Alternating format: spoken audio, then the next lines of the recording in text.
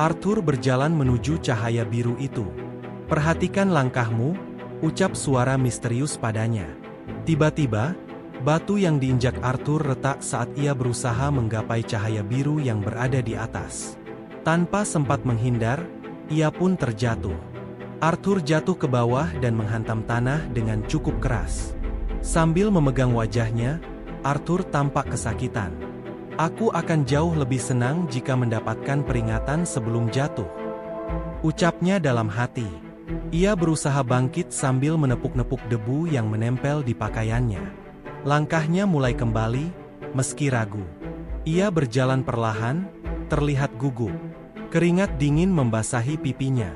Tak lama kemudian, Arthur terkejut dengan apa yang dilihatnya. Ia mundur beberapa langkah dan akhirnya terjatuh. Wajahnya masih diliputi rasa kaget dan takut.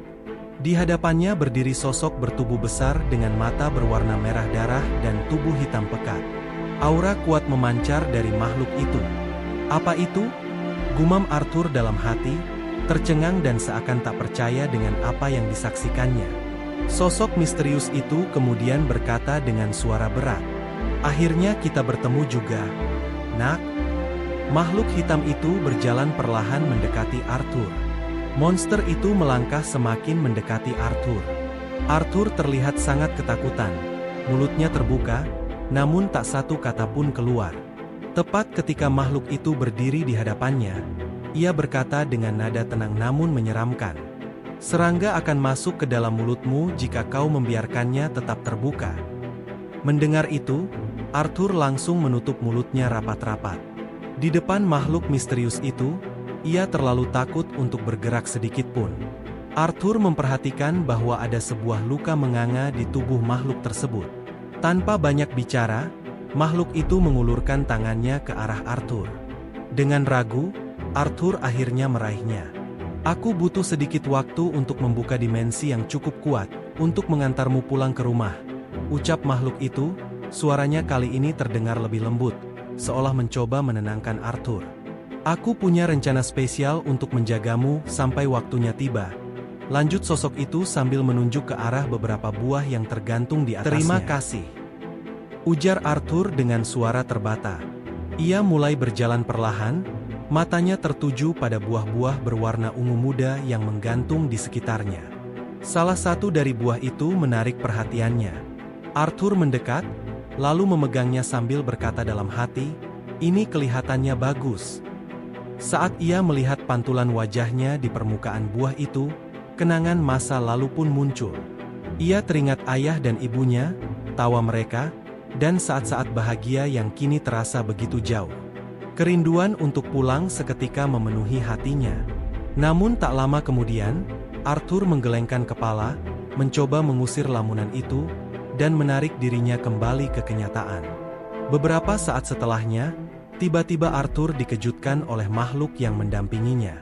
"Yang itu rasanya lebih baik," ucap makhluk misterius itu dari belakang. Karena terlalu terkejut, buah yang dipegang Arthur terlepas dan pecah, mengenai wajah serta pakaiannya. Dengan ekspresi kikuk dan masih terbata-bata, ia menjawab, "Baiklah." Beberapa saat kemudian, Arthur terlihat sedang duduk santai sambil mengunyah makanan.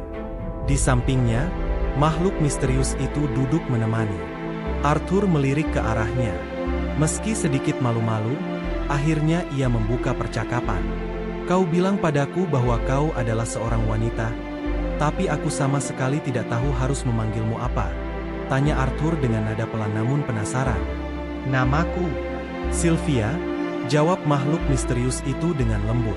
Mendengar itu, rasa penasaran dalam diri Arthur semakin bertambah.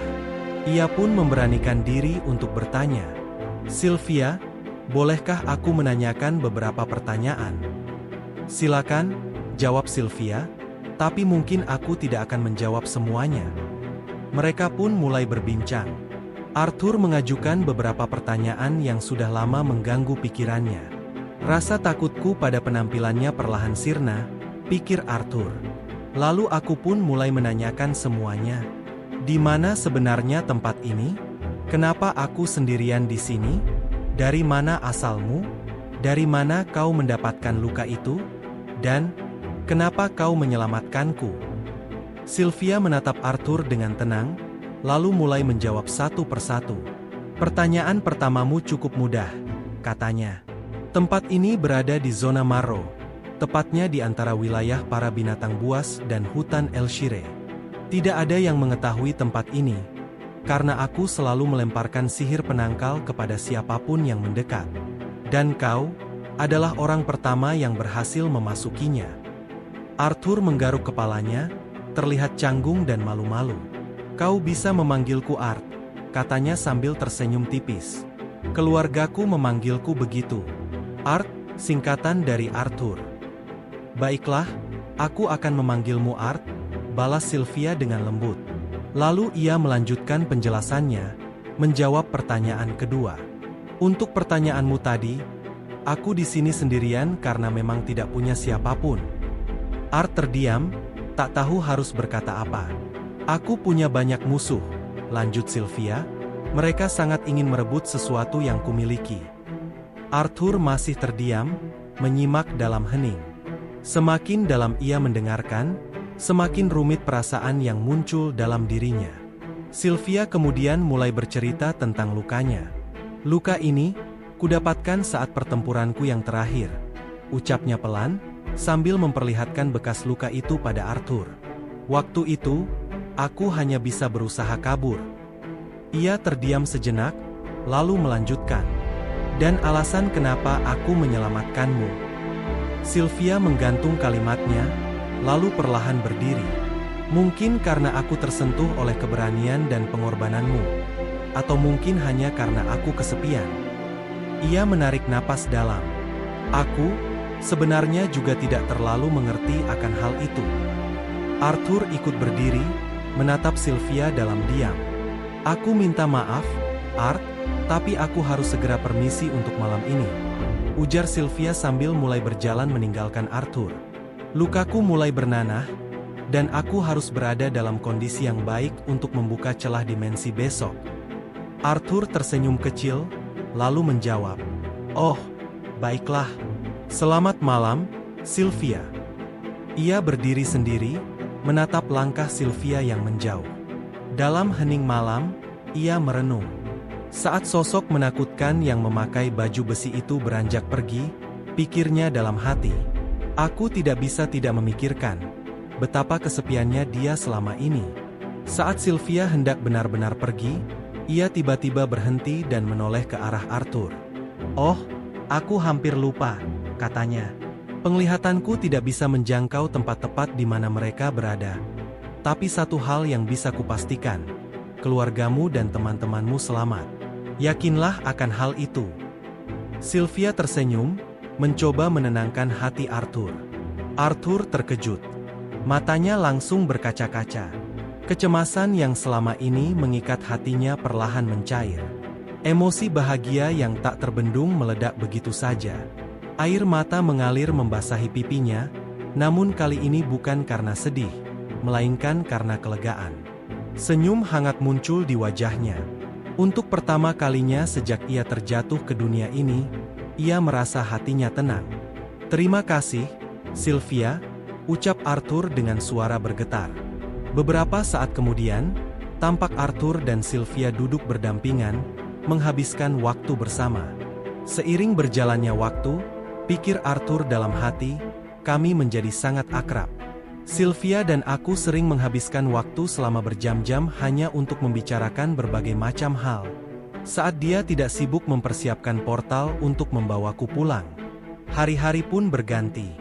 Waktu terus berlalu saat aku dan Sylvia menghabiskan waktu bersama, membicarakan banyak hal, termasuk tujuan kami masing-masing. Namun, selama itu, Sylvia hampir tidak pernah membicarakan tentang kehidupan pribadinya. Hingga akhirnya, aku menyadari satu hal, dia adalah sosok yang tertutup dan misterius.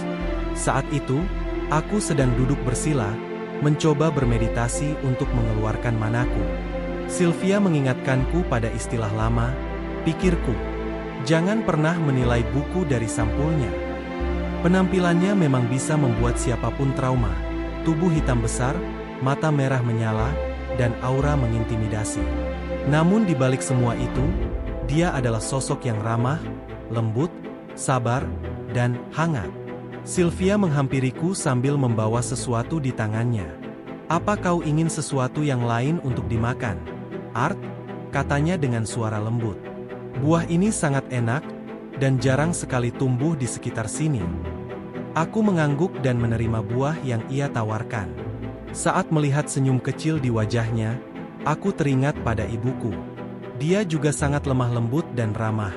Gumamku dalam hati. Dan dia pun selalu menegurku jika aku berbuat salah. Saat mengingat ibunya, Arthur tiba-tiba seperti teringat sesuatu. "Aku baru saja mengingat hal yang tidak menyenangkan. Kejadian saat aku berhadapan dengan para bandit," gumamnya lirih. "Mereka pantas mendapatkan kematian yang menyakitkan. Jika saja ada di antara mereka yang masih hidup." Terlihat jelas emosi yang membuncah di wajah Arthur saat kenangan itu kembali menghantuinya. Amarah dan dendam mulai menguasai pikirannya. "Aku akan memburu mereka," ucap Arthur dalam hati. Namun tiba-tiba, sesuatu yang tak terduga terjadi. Sylvia, tanpa peringatan, menyentil Arthur dengan jari tengah raksasanya. Arthur terpental dan jatuh tersungkur ke belakang. "Aduh, kenapa kau melakukan itu?" protes Arthur dengan nada kesal. Sylvia menatapnya dengan ekspresi datar namun penuh makna. "Art, kau tidak salah saat mengharapkan kematian bagi para bandit itu," ucapnya tenang. "Dan, aku pun memilih untuk tidak menyelamatkan penyihir yang bersamamu, dengan alasan yang sama." "Lalu, kenapa kau?" Arthur belum sempat menyelesaikan pertanyaannya saat Sylvia memotongnya dengan suara tenang namun tegas. "Bagaimanapun juga, membiarkan hatimu dipenuhi oleh kebencian dan balas dendam hanya akan membahayakan dirimu sendiri," ucap Sylvia. "Sebagai gantinya, teruskanlah hidupmu dengan bangga. Teruslah maju. Kau mungkin akan kembali mengalami ketidakberuntungan, tapi jangan biarkan kesedihan dan amarah merusak pikiranmu. Belajarlah dari itu, dan hadapi masa depan." Ia menatap Arthur penuh keyakinan. "Setelah semua itu, kau akan memperoleh kemenangan." Setelah menasihatinya, Sylvia menunduk memeriksa dahi Arthur. "Apa aku menjentikmu terlalu keras? Masih sakit?" tanyanya sambil mengelus jidat Arthur dengan lembut. Terlihat jelas rasa perhatian dan kasih sayang yang ia tunjukkan. Diceramahi soal moral dan kehidupan oleh sosok yang penampilannya bisa menjadi simbol kejahatan. Pikiran itu membuatku merasa sangat terpukul, gumam Arthur dalam hati. Sylvia pun memperhatikan Arthur yang mendadak diam, seolah tenggelam dalam pikirannya. "Hei, kenapa kau tidak memakan buah itu? Apa ada yang salah?" tanya Sylvia, sedikit membuyarkan lamunannya. Arthur terkejut, lalu buru-buru menjawab sambil tersenyum kecil dan menggaruk kepalanya. "Ah, tidak, aku baik-baik saja." Saat sedang asyik memakan buah pemberian Sylvia, Arthur melirik ke arahnya. "Sylvia, lukamu kelihatannya tambah parah," ucap Arthur tiba-tiba, nada suaranya penuh kekhawatiran. Namun Sylvia hanya tersenyum tipis, lalu menjawab, "Jangan mencemaskan hal itu. Luka ini memang membusuk, semakin parah seiring berjalannya waktu." Ia menutupi luka di dadanya dengan satu tangan. "Apa benar hanya karena itu?" pikir Arthur dalam hati. Ada sesuatu yang terasa tidak masuk akal. Tak lama kemudian, Sylvia membuka suara. "Ngomong-ngomong, aku ingin bertanya sesuatu." "Ini agak membingungkan," lanjut Sylvia. "Bukankah biasanya manusia bangkit saat usia mereka 12 atau 13 tahun? Bagaimana bisa kau sudah membentuk inti manamu dan bahkan memanfaatkannya lebih efisien dari penyihir berpengalaman?" tanya Sylvia dengan ekspresi serius dan penasaran. Arthur menelan makanannya dan menjawab santai. "Orang tuaku bilang, aku adalah seorang jenius." Sylvia menyipitkan mata, lalu bertanya lagi, "Kalau begitu, mungkinkah kau bisa mempelajari sesuatu?" "Belajar? Belajar apa?" sahut Arthur bingung. Namun sebelum ia sempat mendapatkan jawaban, Sylvia tiba-tiba berdiri dan berkata, "Untuk bermeditasi dan menyerap mana, bahkan saat sedang bergerak. Mungkin juga saat bertarung. Arthur terkejut, hampir tersedak. "Jika kau bisa, apa yang akan kau lakukan?" tanya Sylvia, membuat Arthur gelagapan. "Manusia juga memiliki pola pikir yang sama dalam hal mengendalikan mana," lanjut Sylvia. "Mulailah dengan gerakan kecil, tanpa berpikir terlalu banyak. Dan cobalah yang terbaik dari hal itu." Arthur terdiam sejenak, lalu perlahan menengadahkan kedua telapak tangannya. Arthur menatap kedua telapak tangannya sejenak, lalu mengepalkannya erat. "Bicara memang lebih mudah daripada prakteknya," gumamnya dengan nada sedikit kesal namun penuh tekad. Sylvia tersenyum lalu menjelaskan, "Binatang bisa melakukan ini secara alami. Mereka mengalirkan mana ke seluruh tubuh tanpa perlu berpikir. Tapi, sejak manusia mulai terbangkitkan, mereka justru kehilangan kemampuan alami itu. Mereka terlalu banyak berpikir, terlalu bergantung pada teori dan struktur." Ia lalu menatap Arthur dengan lembut. "Tapi karena hal itu tidak ada hubungannya denganmu, cobalah dengan keras. Kau pasti bisa." Arthur kembali menatap kedua tangannya. Kali ini, senyum optimis mulai terbentuk di wajahnya. "Akan kulakukan yang terbaik," ucapnya penuh semangat dan keyakinan. "Memang begitu seharusnya," sahut Sylvia sambil tertawa kecil. Terlihat Arthur tengah mencoba mempraktikkan apa yang dibicarakan oleh Sylvia tadi. Ia berdiri dengan fokus, mencoba merasakan aliran mana di dalam tubuhnya dan mengarahkan energi itu sesuai dengan instruksi yang diberikan. Di sisi lain, Sylvia tampak sedang membuka sebuah portal. Gerakannya tenang namun penuh konsentrasi, simbol-simbol sihir mulai bersinar di sekelilingnya. Namun tiba-tiba, Arthur terpeleset dan jatuh ke tanah. Pada dasarnya, skill ini melatih kita untuk bertarung dengan baik sambil tetap mempertahankan aliran mana secara stabil, gumam Arthur sambil memusatkan konsentrasinya. Dengan penuh semangat, Arthur terus berlatih menggunakan sebuah tongkat yang terbuat dari ranting kayu. Gerakannya cepat dan penuh tenaga, tongkat itu ia ayunkan ke kanan dan ke kiri dengan mantap, walaupun keringat mulai membasahi wajah dan tubuhnya. Latihan kali ini benar-benar menguras tenaganya. Namun tiba-tiba, sebuah perubahan terasa. Arthur membeku sejenak dengan ekspresi tak percaya. "Tidak mungkin," ucap Arthur pelan, terkejut. Kemudian ia menoleh ke arah Sylvia dengan senyum lebar menghiasi wajahnya. "Sylvia, aku berhasil," serunya penuh kegembiraan. Namun tiba-tiba, Arthur terkejut saat melihat Sylvia tersungkur tak berdaya di tanah. Di hadapannya, sebuah portal misterius tampak terbuka, memancarkan cahaya aneh dan berkilauan. "Sylvia!" teriak Arthur. Suaranya dipenuhi rasa takut, heran, dan ketidakpercayaan atas apa yang ia lihat. "Sylvia!" teriaknya sekali lagi, kali ini lebih keras, sambil berlari mendekati tubuh Sylvia yang kini terkapar dan bersimbah darah. "Sylvia, ada apa?" ucapnya dengan suara gemetar. Ia terpaku melihat darah yang mengalir deras dari tubuh Sylvia yang selama ini menemaninya. "Sylvia, bertahanlah," ucap Art dengan panik. Ia memindahkan tubuh Sylvia dengan sekuat tenaga. Mana mulai keluar dari tubuhnya, ia kerahkan segalanya hingga akhirnya berhasil memindahkannya. Namun Art terkejut saat melihat luka Sylvia. Wajahnya dipenuhi kepanikan. "Lukamu, kenapa memburuk secepat ini?" tanyanya cemas. Ia menoleh dan melihat portal besar yang terbentuk di sampingnya. "Tak mungkin. Apa karena itu?" gumam Art tak percaya. Art terlihat sedih. Ingatannya melayang ke hari-hari bersama Sylvia. Saat berlatih, makan bersama, bercanda, dan tertawa. Semua kenangan itu membekas kuat di pikirannya. Ia melakukan semua ini karenanya. Tangisnya pecah. Kesedihan begitu dalam menguasai dirinya. Melihat itu, Sylvia segera memeluk Arthur. "Tidak apa-apa, nak," ucapnya lembut. Air mata Art jatuh makin deras. "Bagaimana? Bagaimana kau masih bisa baik-baik saja ketika kau akan mati? Karena aku," ucap Art sambil menangis di pelukan Sylvia.